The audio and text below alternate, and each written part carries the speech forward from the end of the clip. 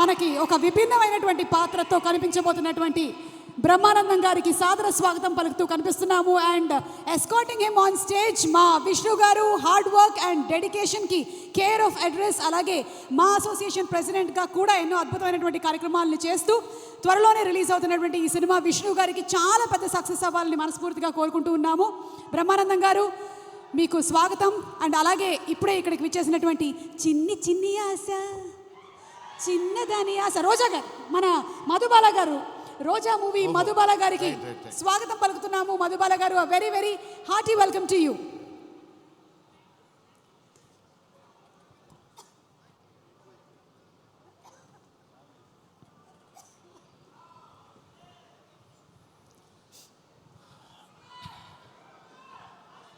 అందరికీ చిన్న పెద్ద తేడా లేకుండా విచ్చేసినటువంటి కన్నప్ప స్వరూపులకి నా హృదయపూర్వకమైన నమస్కారాలు తెలియజేసుకుంటున్నాను.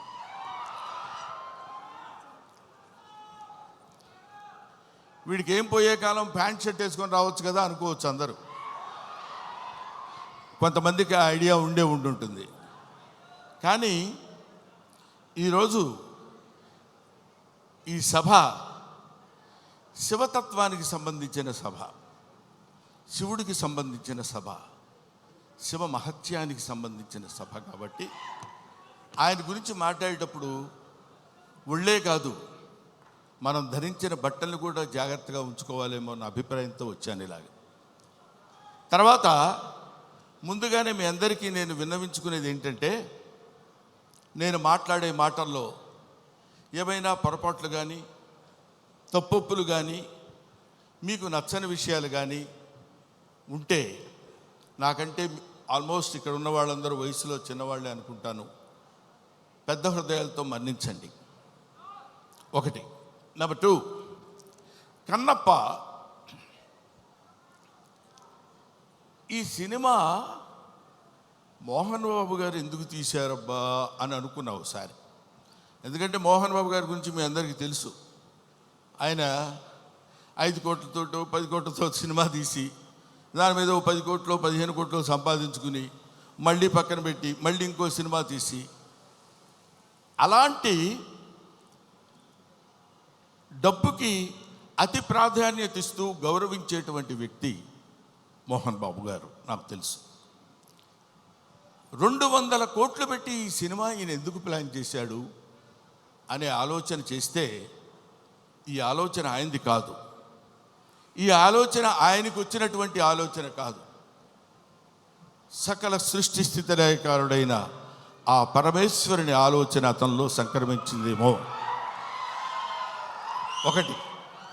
ఇంకో పాయింట్ ఏంటంటే, ఎప్పుడో నా చిన్నతనంలో ఆయన కన్నడ రాజకుమార్ కాళహస్తి మహత్యం సినిమా తీశారు. ఆ తర్వాత కీర్తిశేషులు బాపు గారు, కీర్తిశేషులు కృష్ణరాజు గారితో కన్నప్ప సినిమా తీశారు. అది తీసి ఇంచుమించు 30 సంవత్సరాలు అవుతుందేమో నాకు తెలిసి. 30 సంవత్సరాల పైనే, 50 సంవత్సరాలు. ఆ సినిమా తర్వాత భక్తి తత్వాన్ని ఇప్పుడు ఇక్కడున్నటువంటి కుర్రకారందట్లో భక్తి సన్నగిల్లిపోయి అరాచకాలు పెరుగుతున్న సమయంలో ఏదో ఒక భారతీయ తత్వాన్ని, భారతీయ శివతత్వాన్ని తెలియపరచాలి ఇప్పుడున్నటువంటి కుర్రకారుకి అనేటువంటి ఆలోచనతోటి శివుడే, సాక్షాత్తు శివుడే, సాక్షాత్తు ఆ పరమేశ్వరుడే, సాక్షాత్తు ఆ కాళహస్తీశ్వరుడే, సాక్షాత్తు ఆ వాయులింగుడే మోహన్ బాబుని ఇలా రారా అని పిలిచాడు. ఎందుకు పిలిచాడంటే, కాళహస్తిలో శివుడు ఉంటాడు, పక్కనే మోదుగుపాలెంలో ఉన్న మోహన్ బాబుని పిలిచి నువ్వు రారా, నువ్వు ఏవేవో సినిమా తీస్తావంటే నా సినిమా తీయ అన్నాడు. అంతే. అది శివునాజ్ఞను అనుసరించి తీసినటువంటి సినిమా ఈ భక్త కన్నప్ప అని నా నమ్మకం. లేకపోతే ఇంత డబ్బు పెట్టి నేను సినిమా తీసి ఇంత టెన్షన్ పడి ఇన్ని రకాలైనటువంటి విమర్శల్ని ఎదుర్కొంటూ నిలబడి సినిమాని రిలీజ్ చేసి శివతత్వాన్ని యావత్ ప్రపంచానికి తెలియపరచాలనేటువంటి ఆలోచన అతను కలగటం ఆయన చేసుకున్న పూర్వజన్మ సుకృతం. అటువంటి మహనీయుడు ఆయన. మోహన్ బాబు గారి గురించి ఇందాకేదో సుమ అడిగితే సరదాగా జోకులుగా నేను మాట్లాడాను కానండి, చెప్తున్నాను కదా, ఆ మాట్లాడటానికి ఆయన ఇచ్చిన చదువు మాత్రమే కారణం. మోహన్ బాబు ఇందాక ఆయన నడిచి వస్తుంటే సాక్షాత్తు శివుని మీద ఒక శివపాద సేవ చేసినటువంటి శివపాదార్చకుడైనటువంటి ఒక మహదేవ శాస్త్రి వస్తున్న ఆ నడక, టీవీ, ఆ ఆలోచన విధానం, అటువంటి మహానటుడి గురించి మనం చెప్పాల్సిన అవసరం లేదు. ఆ కడుపున పుట్టిన బిడ్డే మనుషుడు విష్ణు, అతన్ని కన్నప్పగా ఎన్నుకుని వీళ్ళందరూ చాలామంది ఏమనుకుంటారంటే, మనం ఈ సినిమాలో యాక్ట్ చేసాం, శరత్ బాబు గారు, మోహన్ లాల్ గారు, లేకపోతే ఇంకొక అక్షయ్ కుమార్ గారు, ముఖేష్ ఋషి గారు, వీళ్ళందరూ సినిమాల్లో యాక్ట్ చేశారని అనుకున్నారు. కానీ వీళ్ళందరూ యాక్ట్ చేయబడ్డారు. శివుని యొక్క ఆజ్ఞ చేత వీళ్ళందరూ ఈ సినిమాలో నటించాల్సిన, ఎందుకంటే ఎన్నో సినిమాలు చేసిన వాళ్ళు ఉన్నారు. మోహన్ బాబు గారు కూడా ఎన్నో సినిమాల్లో చేశారు, ఎన్నో సినిమాల్లో చేసి డబ్బు సంపాదించారు. డబ్బు సంపాదన మాత్రమే ప్రాతిపదికగా తీసినటువంటి సినిమా ఇది. అయితే అయి ఉండొచ్చునేమో కానీ కొంతమంది దృష్టిలో ఇది కేవలం పరమేశ్వరుని యొక్క అనుజ్ఞ చేత, పరమేశ్వరుని యొక్క ఆజ్ఞ చేత శిరసావహించి తీసినటువంటి ఈ సినిమా. అందుకని నేనేం చెప్తున్నానంటే, మీ అందరికీ, మహానుభావులకి, మహాత్ములకి, ప్రవచనకారులకి, ప్రయోక్తలకి, మీ అందరికీ శిరస్సు వంచి పాదాభివందన చేసి నేను చెప్పే మాట ఏంటంటే, పెచ్చుమీరిపోతున్నటువంటి ఈ కలియుగంలో కలి యొక్క ప్రభావం చేత పరమ దుర్మార్గమైనటువంటి ఆలోచనలతో ఉన్నటువంటి ఈ మానవుల్ని కనీసం భక్తి అంటే ఇది, భక్తి అంటే ఇలా ఉంటుంది. మనం ఇంత భక్తితో ఉంటే మనకు అన్ని శుభాలే జరుగుతాయి. కొంచెం కష్టపెట్టిన ఈ సినిమా తీసిన దగ్గర నుంచి ఇప్పటి వరకు తండ్రి కొడుకులు ఇద్దరు ఎంత మదనపడ్డారో, ఎంత కష్టపడ్డారో సమీపంతో చూసినటువంటి వ్యక్తిగా నేను చెప్తున్న మాట.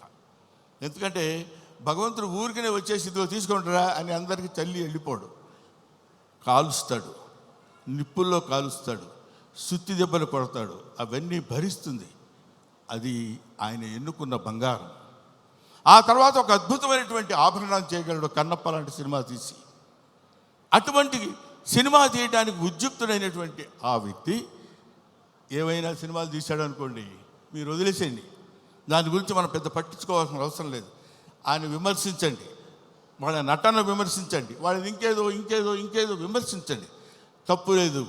ట్రోలింగ్ చేయండి, తప్పు లేదు. కానీ ఇక్కడ డబ్బు కోసం సినిమా తీసినా, ఇంకో కోసం సినిమా తీసినటువంటి కంటెంట్ ఏంటంటే శివభక్తి.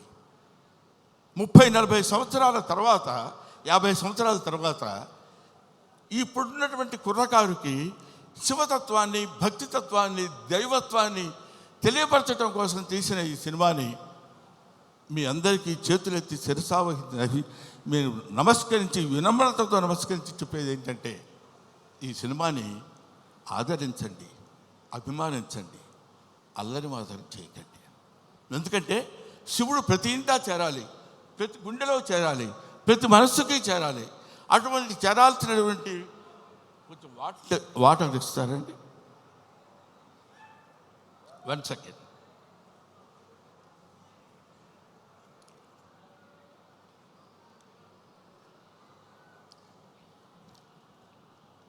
ప్రతివాడి హృదయంలో చేరాలి.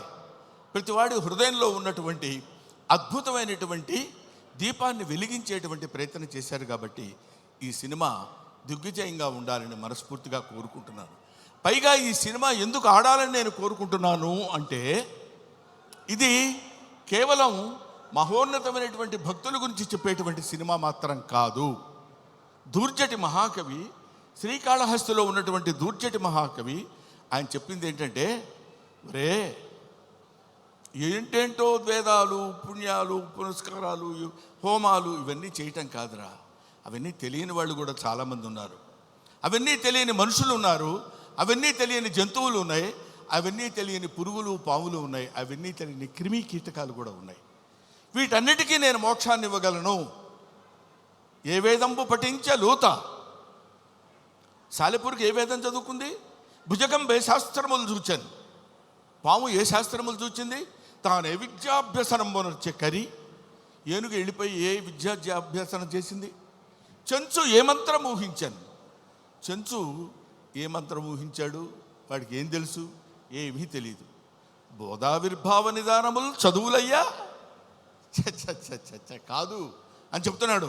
బోధావిర్భావ నిదానములు చదువులయ్యా కావు, నీ పాద సంసేవనాసక్తియే గాక జంతు తతికిన్ శ్రీకాళహస్తీశ్వరా. అది ఆయన చెప్పింది. అటువంటి ఆటవిక మానవుడు యొక్క పాత్రని పోషించేటువంటి మా మంచు విష్ణు ధన్యజీవి, ధన్యజీవి, ధన్యజీవి. ఎందరో మహానుభావులు పోషించేటువంటి పాత్ర. ఇప్పుడు అతని పాత్ర పోషణ ఎలా ఉందో నేను చెప్పడం, ఆర్టిస్టుల పాత్ర పోషణ ఎలా ఉందో నేను చెప్పి ఈ సినిమా మీరు చూడండి, మోహన్ బాబుకు బోల్డెంత డబ్బులు ఇవ్వండి అని చెప్పడానికి మాత్రం నేను ఇక్కడికి రాలేదు. అటువంటి పాత్రలు, అరుదైన పాత్రలు లభించేటువంటి శక్తి కుర్రకారుగా ఉన్నటువంటి ఆ వ్యక్తికి లభించడం ఒక అదృష్టం. పోతే ఈ సినిమాలో చాలామంది నటించారు. అందరి నటన గురించి ఒక్కొక్కళ్ళ గురించి నేను చెప్పడం కంటే, భక్తి అంటే మనందరం ఏమనుకుంటామంటే, ఆ స్వామి దగ్గరికి వెళ్ళి శనివారం నాడు స్నానం చేసి, అయ్యో శుక్రవారం అండి వాళ్ళు ముట్టుకోను, గురువారం నాన్ వెజిటేరియన్ తిన్నావా, don't bring the God to kitchen level అన్నాడు వివేకానందుడు. భగవంతుడిని కిచెన్ లెవెల్కి తీసుకొస్తారు ఎందుకండి మీరు? అక్కర్లా, మీరు తినండి. కొండల కానలను తిరిగి దుర్జటి రాసిన పద్యం చెప్తున్నా, నేను చెప్పేది కాదు. కొవ్విన పందుల లేళ్ల దుప్పులను చిన్నక పెద్దక కారు కమ్మగా వండుదురు, నీవిచ్చట ఉండనేలా నా కొడుకు ఆనతీక ఉడుమురికి రాగదవయ్యా లింగమా, నువ్వు రా. మా చిన్నక్క పెద్దక్క ఉన్నారు, దుప్పి మాంసం, వేట మాంసం, పంది మాంసం తీసుకొచ్చి పెడతాను నీకు. కొవ్విన పందుల లేళ్ల దుప్పులు అంటే నువ్వు తినేటువంటి ఆహారంలో ఉన్నటువంటి విశిష్టత గురించి నీకు నేను సమర్పిస్తాను. సమర్పణలో ఉన్నటువంటి ఆత్మ సమర్పణలో తనకు కలిగినటువంటి భావాన్ని పాదాల దగ్గర చేసి ఆత్మ నివేదన చేసుకున్నప్పుడు శివుడు అనుగ్రహిస్తాడు. బావా దేవుడే లేడంచు దూషించు దుష్టాత్మడని అన్నాడు కన్నప్ప. అటువంటి వాడిని కూడా మార్చి తన వైపు తిప్పుకొని, ఒరే నన్ను ఆశ్రయించు, నీకెవడో దిక్కులేనప్పుడు నేనున్నాను నీకు. ఎందుకంటే ఇంకా ఆయన గురించి చెప్పాలంటే అద్భుతమైన విషయాలు ఎన్నో చెప్పొచ్చు. అందరూ కాదని కింద పడేస్తే చనిపోయిన శరీరాన్ని నేనున్నాను రా నీకు అని అక్కున చేర్చుకునేటువంటి మహానుభావుడు ఆ పరమేశ్వరుడు శివుడు. ఎవ్వడు వద్దొద్దు అయిపోయాడు తీసి పడేయండి కింద అంటాం మనం, మన ఇంట్లో వాళ్ళనే మనం అంటాం. అటువంటి వాళ్ళని అందుకనే దాన్ని ఏమంటారంటే, అధికుడని అధముడని నరుని దృష్టిలోనే భేదాలు, శివుని దృష్టిలో అంతా సమానులే. కాబట్టి అక్కడ ఇచ్చట అస్పృశ్యత సంచరించుటకు తావే లేదన్నాడు జాషువా. ఇక్కడ అబ్బాయి నేను వీడు ఫలానా క్యాస్ట్ నేను వీడిని ముట్టుకొని అని ఉండదు. ఇటువంటి శివతత్వాన్ని మన వాళ్ళ వరకు, మన 2 రాష్ట్రాల వరకు అని కాకుండా యావత్ భారతదేశంలో ఉన్నటువంటి ఎవడు శివుడంటే ఇంకా ఎంతసేపు అయినా మాట్లాడతాను. కాకపోతే సుమ లక్కీగా ఇక్కడ లేదు. కాబట్టి ఎందుకంటే మీ అమ్మా నాన్న ఎవరంటే ఫలానా అని చెప్తాం, వాళ్ళ అమ్మా నాన్న ఎవరంటే ఫలానా వాళ్ళని చెప్తాం, వాళ్ళ అమ్మా నాన్న అని చెప్తాం. అలా వెళితే అసలు మీ అమ్మా నాన్నలు ఎవరంటే వాగర్ధావివ సంపృక్తవు వాగర్ధ ప్రతిపత్తయే జగతః పితరౌ వందే పార్వతీ పరమేశ్వరవు. జగత్తుకే తల్లిదండ్రులైనటువంటి వాళ్ళు పార్వతీ పరమేశ్వరుడు. ఆ పార్వతీ పరమేశ్వరుల యొక్క అంశ చేత నానా ఇది క్రిమి సాలెపురుగు, దీనికి మోక్షాన్ని ఇచ్చాడు. అది కీటకం పాము, దానికి మోక్షాన్ని ఇచ్చాడు. అది జంతువు ఏనుగు, దానికి మోక్షాన్ని ఇచ్చాడు. నాగరికత లేనటువంటి మనిషి, అడవి మనిషి, వాడికి మోక్షాన్ని ఇచ్చిందే కాకుండా శ్రీశైల మహాక్షేత్రంలో తన శిరస్సు మీద పెట్టుకున్నాడు. అదిగో కన్నప్ప గుడి అని మనం చూస్తాం. అంతటి ప్రాతిష్ఠ్యం కలిగినటువంటి ఈ అద్భుతమైనటువంటి కావ్యాన్ని చిత్రీకరించాలనేటువంటి ఆలోచన మోహన్ బాబు గారికి కలగటం, ఇది అందరికీ పంచాలి. ఈ శివతత్వం అందరికీ తెలియాలి, ఈ భక్తితత్వం అందరికీ తెలియాలంటున్నారు. కాబట్టి మహాత్ములైనటువంటి వాళ్ళకి, మహానుభావులైనటువంటి వాళ్ళకి, జ్ఞానులైనటువంటి వాళ్ళకి, జ్ఞానమే అజ్ఞానం అనుకునేటువంటి వాళ్ళకి, అజ్ఞానమే జ్ఞానం అని కూడా పరిగణించుకునే వాళ్ళందరికీ శిరస్సు వంచి వయసులో మీ అందరికంటే పెద్దవాడైనా నమస్కరించి మిమ్మల్ని కోరుకునేది ఏంటంటే, శివతత్వాన్ని సంబంధించిన ఈ సినిమాని ఎవరు అడ్డుకోవద్దు. మీ అందరి సినిమా చూడమని కూడా నేను చెప్పట్లేదు, అడ్డుకోవద్దు. చూసిన తర్వాత ఆహా, ఇందాక ఆ మ్యూజిక్ డైరెక్టర్ ఉన్నాడు, శివుడికి కులం ఏంటండి? శివుడికి కులం ఏంటి? క్రిస్టియన్ ఫ్యామిలీ నుంచి వచ్చినటువంటి వ్యక్తి స్టీఫెన్సన్. మ్యూజిక్ డైరెక్టర్ పేరు ఏంటండి? స్టిఫై. ఆయన శివతత్వాన్ని గురించిన సినిమా గురించి అంత అద్భుతమైనటువంటి భక్తితత్వంలోకి తీసుకెళ్ళటం అనేటువంటి ఆలోచన, ఇవన్నీ they are all picked. Sharath Kumar, లేకపోతే ఒక ముఖేష్ ఋషి, ఒక మోహన్ లాల్, వీళ్ళందరినీ, అక్షయ్ కుమార్ లాంటి వాళ్ళని పట్టుకుని వీళ్ళు వీళ్ళు వీళ్ళు ఉండాలని ఆలోచన అతనికి ఎలా కలిగిందంటే, ఇది ఏది మనం చేసింది కాదు, ఈ కన్నప్ప సినిమా అనేటువంటిది ఒక అద్భుతమైనటువంటి, ఒక the greatest adventurous film on the surface of earth. కాబట్టి భూమి మీద ఉన్నటువంటి ప్రతి వాళ్ళు, ముఖ్యంగా కుర్రకారు, భక్తితత్వాన్ని అంటే ఏంటో తెలియనటువంటి వాళ్ళు. ఎందుకంటే నేను ఏదో ఒక విషయంలో మాట్లాడుతూ, భక్తి అంటే ఏంటంటే వెళ్ళిపోయి దండాలు పెట్టుకుని పూజలు చేసేసి మంత్రాలు చదివేసి అని, అది తప్పులేదు, అది వాళ్ళ నమ్మకం కావచ్చు. కానీ మనకి జన్మనిచ్చినటువంటి దేవుణ్ణి నిరంతరం, అదే కన్నప్ప సినిమాలో ఒక పాటలు చూశాను నేను, అన్నం ముద్దలో దేవుడిని చూస్తాడు, సగం నరకబడిన కొయ్యలో దేవుడిని చూస్తాడు, ప్రతి చోట దైవాన్ని దర్శించుకునేటువంటి స్థితిని కల్పించటమే భక్తి. అటువంటి భక్తితో జీవితాన్ని ప్రసాదించి, పాంచభౌతికమైనటువంటి జీవితాన్ని ప్రసాదించిన ఆ భగవంతుడికి చిరస్థాయిగా కృతజ్ఞతతో ఉండటమే భక్తి. అటువంటి భక్తి రసమైనటువంటి సినిమాని నిర్మించి మనందరికీ పంచుతున్నటువంటి మంచు మోహన్ బాబు గారికి, మంచు విష్ణు గారికి నా హృదయపూర్వకమైన నమస్కారాలు తెలియజేసుకుంటూ, ముఖ్యంగా ఈ సినిమాలో నటించినటువంటి ప్రభాస్ గురించి చెప్పాలి.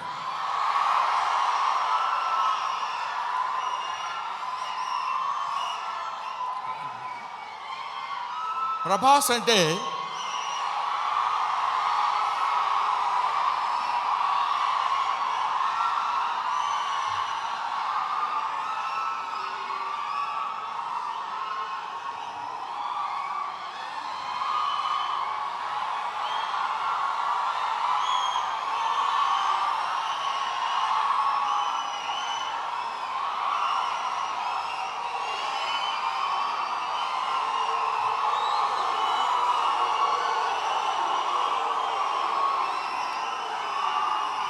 ప్రభాస్ అంటే